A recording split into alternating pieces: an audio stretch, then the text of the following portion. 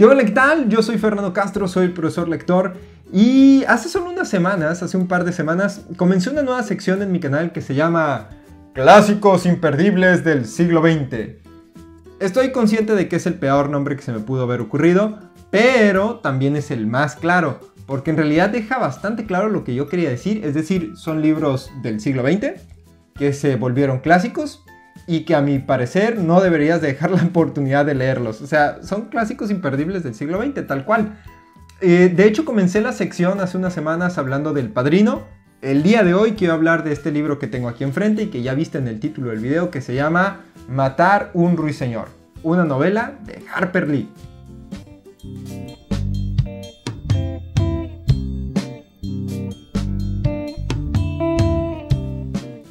Estoy consciente de que en México este libro no es tan conocido como lo es en Estados Unidos, probablemente porque la temática misma está muy adentrada en problemáticas locales de los Estados Unidos.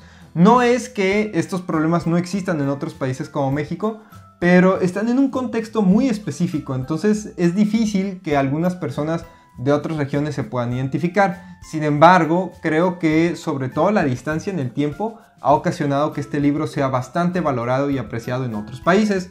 Por ejemplo, yo en México, aunque de todos modos vivo en frontera con Estados Unidos, ¿verdad? Pero yo en México vivo en un contexto distinto y de todas formas me encantó este libro. Así que me gustaría comenzar este video haciendo un pequeño resumen. Porque, por lo mismo que acabo de comentar, como no es tan conocido acá en México o en otros países de habla hispana donde me puedas estar viendo, a lo mejor no ubicas muy bien la historia. Así que la voy a contar así de rapidín y sin spoilers. La historia está ambientada a principios de los años 30 en los Estados Unidos, es decir, durante la Gran Depresión, en el estado de Alabama, específicamente en un pequeño pueblito ficticio llamado Macomb. La historia la vamos a conocer por medio de los ojos de una niña de 8 años conocida como Scout Finch, y junto con ella entre muchos otros personajes, pero principalmente vamos a tener a su papá, que es Atticus Finch, un abogado, y su hermano mayor, Jem, que es ligeramente menos impulsivo que Scout. Por medio de la vista y la perspectiva de esta pequeña niña, vamos a conocer distintas situaciones que se dan en el pueblo de Macomb, entre las cuales definitivamente la más ubicable o la que más ha resaltado a lo largo de los años es el momento en que el padre, Atticus, siendo abogado, toma el caso para defender a un hombre de color llamado Tom Robinson, que es falsamente acusado de haber tomado por la fuerza a una mujer blanca. Si tomamos en cuenta otra vez el momento y el lugar donde te dije que se desarrolla la historia, no te sorprenderá que te diga que esto ocasionó muchas críticas y problemáticas para la familia. En realidad el libro trata muchas otras situaciones aparte del caso de Tom Robinson, pero por ahorita lo voy a dejar hasta ahí porque te voy a contar a continuación, ahora sí, las 4 razones por las que me encantó el libro de Matar un ruiseñor, y dentro de ellas ya te voy a explicar un poquito qué onda con otras situaciones que suceden aparte de este caso. La primera razón por la que me gustó mucho este libro es el personaje mismo de Scout Finch, la niña narradora de 8 años por medio de la cual vamos a conocer los hechos que ocurren en la historia. Es interesante porque es una niña impulsiva, de armas tomar, muy curiosa, que no se conforma con explicaciones a medias. Y mencionaba, es interesante porque por medio de ella es por quien vamos a conocer hechos tan trascendentes y tan importantes como el racismo de los Estados Unidos. Entonces es una perspectiva distinta a que si se tratara por medio de los ojos de un adulto. De hecho, hay algunos términos que no se utilizan en el libro, que no se mencionan de manera directa, a pesar de que quedan bastante claros y muy bien plasmados a lo largo de la historia, pero es precisamente porque los adultos no suelen hablar de manera directa sobre estos temas con los niños, a pesar, como veremos ahorita más adelante, del gran trabajo paternal que hace Atticus Finch.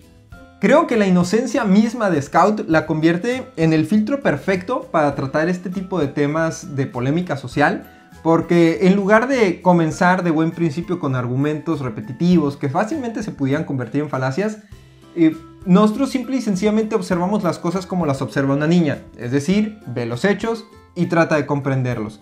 La parte de la comprensión corre también por cuenta del lector, entonces me gusta ese aspecto, es una forma distinta de abarcar los hechos.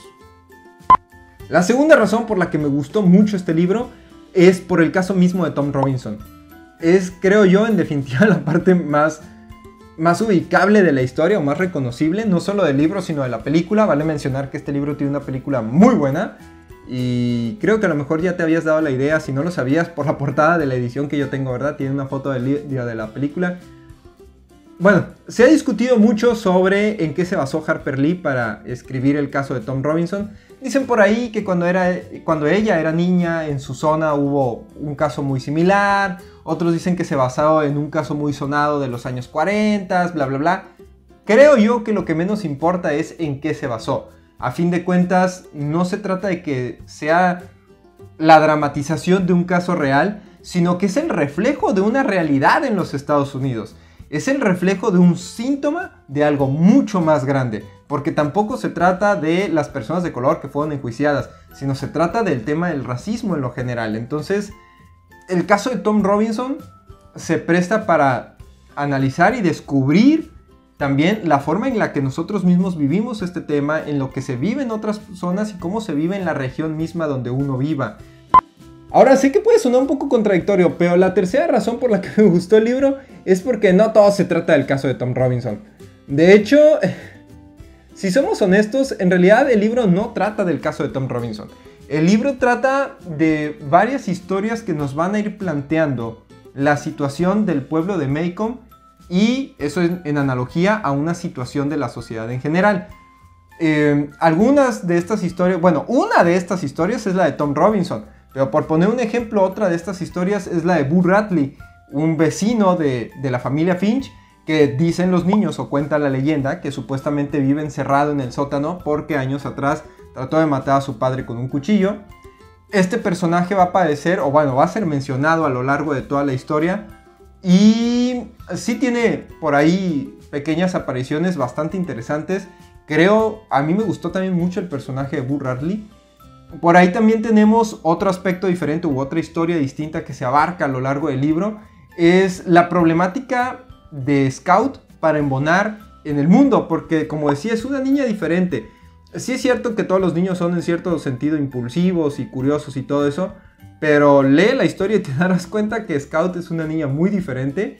También es una niña poco femenina y eso, bueno, en conjunto con otras de sus características muy peculiares, la hace que le cueste trabajo embonar en la escuela. Sufre mucho bullying, tanto por eso como por ya más adelante lo del caso de Tom Robinson y su padre. Entonces, esta temática de cómo ella le cuesta trabajo embonar en la sociedad, en un mundo de niños hechos en serie, es algo que también me gusta mucho. Y por eso digo, me gusta que la historia no trata realmente del tema de Tom Robinson, sino que ese es uno de los muchos aspectos que trata la novela.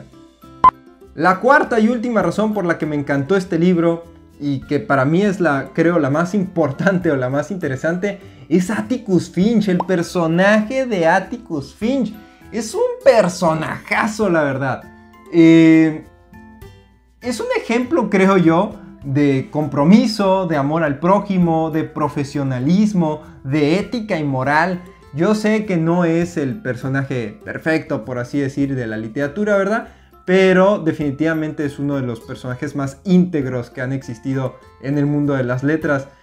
Hoy en día tiene muchos detractores. Hoy en día hay gente que, desde una perspectiva distinta, ¿verdad? En pleno siglo XXI, juzgan que a lo mejor se quedó muy corto, que no incitó a un movimiento social, que no retó a la sociedad de Maycomb.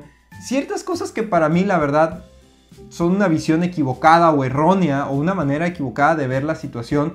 Creo yo, o por lo que veo en la novela, en realidad Atticus hizo un reto a su sociedad bastante intenso. Tomemos en cuenta que Atticus, desde el momento en que toma el caso, él está poniendo en riesgo su vida, su integridad y la de sus hijos. Y todo por defender a un hombre que, independientemente de si sabía que era inocente o culpable o lo que fuera, pero él sabía que era una causa perdida. Él sabía que no había la menor posibilidad de que Tom Robinson fuera declarado inocente. Y aún así lo defendió y lo hizo con todo el profesionalismo que se podía esperar. Lo hizo exactamente igual que si hubiera defendido a una persona blanca. De hecho, la escena donde da el discurso en la corte es un discurso fenomenal, es excelente. Entonces creo yo que el puro hecho de aceptar el caso y todavía encima de eso la forma en que lo desarrolla es un reto bastante amplio para su sociedad. En el libro sí menciona cómo algunos de los personajes pues reaccionan de forma negativa y dicen, este hombre, bla, bla, bla, y lo tachan y le gritan y lo amenazan también. Pero también menciona cómo otros personajes dicen, híjole, bueno, es que a lo mejor no está tan mal, ¿no? O sea, como que sí genera un movimiento en las pláticas, sí genera una reflexión dentro de los mismos personajes del pueblo de Maycomb. Y ojo, porque sus acciones son tan trascendentes que no se quedan únicamente en los personajes de la historia. En realidad, ¿cuántas generaciones de estadounidenses y de personas de otras regiones no han modificado o creado pensamientos a raíz de las acciones de Atticus Finch? Es decir, no solamente se queda en la literatura, sino que va a la vida real y modifica el mundo real las acciones de Atticus Finch. Eso para mí es estupendo. Y eso hablando solamente de Atticus en su papel como abogado, porque como padre es otro personajazo muy interesante. Las lecciones que les da a Scout y a Jem son fantásticas, al mismo tiempo que son cortas y entendibles, pero sin necesidad de caer en el simplismo. Hace un par de meses subí un video que se llama Gesualdo y la literatura infantil, en el que se menciona cómo muchos libros de literatura infantil fracasan o son percibidos por los niños como tontos porque caen en el error de tratar a los niños precisamente como tontos. O sea, porque a veces los adultos, no solo en la literatura, sino en el mundo real, tratamos a los niños como mencitos y les hablamos de una forma condescendiente, francamente, que creemos que es la forma en la que el niño va a entender, cuando en realidad los niños entienden mucho más de lo que nosotros quisiéramos. Entonces, Atticus no comete este error. Atticus no comete el error de tratar a los niños como mensos. Al contrario, los respeta, los pone en su lugar y los escucha. Hay por ahí una escena de las más ubicables también de la historia, donde llega Scout de la escuela y dice, no vuelvo a ir. Yo ya no voy, o sea, ya no me haces volver a la escuela por más que quieras, yo no voy a volver. Y Atticus, bien pudiéndose poner en su papel de, pues te largas y vas a la escuela porque soy tu padre y te callas, ¿no? Pero no, en lugar de eso, se sienta con ella, la escucha sus argumentos, después él contraargumenta, por así decir, ¿no? Él también le dice, está bien, entiendo que tu punto de vista es este y abarca esto, esto y esto, pero tú también tienes que entender esto, esto y esto y esto. Al final logra una mediación y llegan a un acuerdo en el que los dos salen contentos, porque por un lado ella se compromete a que va a seguir yendo, pero por otro lado él también se compromete que va a seguir analizando la situación y de que dependiendo de ciertas cosas que pudieran cambiar en el futuro, a lo mejor sí deja de ir a la escuela. Entonces eso también a ella le da ese sentimiento de que ganó algo, de que no es nada más, bueno, pues voy a seguir yendo porque mi papá dijo y punto. No, en realidad sí me escuchó, tomó en cuenta la situación y todavía hay una posibilidad de que sí deje de ir. Entonces, eso es un ejemplo, ¿no? De cómo a lo largo del libro Atticus, la verdad, se luce como padre. Sí, honestamente se luce como padre. Como paréntesis, y no tiene nada que ver con el libro, prometí cuando hablé del Padrino que me iba a enfocar únicamente en los libros y no en las películas. Pero, hablando en general de todo este concepto de los imperdibles del siglo XX. Pero sí me gustaría hacer una aclaración respecto a la película. Qué buen personaje le queda también a Gregory Peck como Atticus Finch. Es impecable, o sea, así como te lo imaginas en el libro, así sale en la película. Y ahora que ya te expliqué las 4 razones por las que te recomiendo mucho este libro, me gustaría dejar en claro que, como decía hace rato, en realidad este libro no trata sobre el caso de Tom Robinson, no es un libro sobre racismo. Este solo es uno de los aspectos que trata la autora para reflejar la manera en que la sociedad aplasta la inocencia de las personas, ¿no? Y lo podemos ver o representado en varios personajes, pero principalmente vemos este tema de la inocencia en Scout Finch, que es la niña inocente, con una personalidad incómoda para la sociedad, pero no deja de ser inocente. Y lo tenemos también en Atticus, su padre, que una vez que madura y se desarrolla como un hombre adulto, no deja de mantener esta inocencia que ahora se refleja en su integridad, su compromiso y su amor al prójimo. Entonces es una historia bastante recomendable. También te recomiendo la película, la verdad está muy buena. Pero eso sí, es una historia para alguien que quiere profundizar algo un poco más allá de la literatura comercial. es un libro que dependiendo de la edición ronda entre 400 y 450 páginas. No es muy largo, pero tampoco es muy corto. Lo digo para que lo tomes en cuenta. Hay gente que no le gusta leer más de 200, 250. Y sobre todo lo menciono también porque al principio sí se puede sentir un poco lento. Al principio va planteando la situación o pone mucho contexto y se puede sentir lento, sobre todo si tú lo comienzas de manera equivocada, queriendo conocerlo del caso de Tom Robinson, porque como decía, el caso de Tom Robinson está como de la mitad para adelante, entonces no es lo principal, no es con lo que comienza, y si tú lo estás leyendo porque quieres ver sobre el caso de Tom Robinson, pues al principio sí te vas a decepcionar, te vas a aburrir bastante. Pero si realmente lo quieres leer por conocer la historia tal cual, desde el principio va a estar bueno. Te lo recomiendo mucho. Y pues esta es mi recomendación del día de hoy. Yo soy Fernando Castro, el profesor lector. Te mando un fuerte abrazo, muchas bendiciones. Puedes dejar un comentario, un like, un dislike o no dejar nada como tú quieras. Puedes suscribirte y darle a la campanita también si quieres, si se te antoja. Muchas bendiciones y nos estamos viendo próximamente con más información.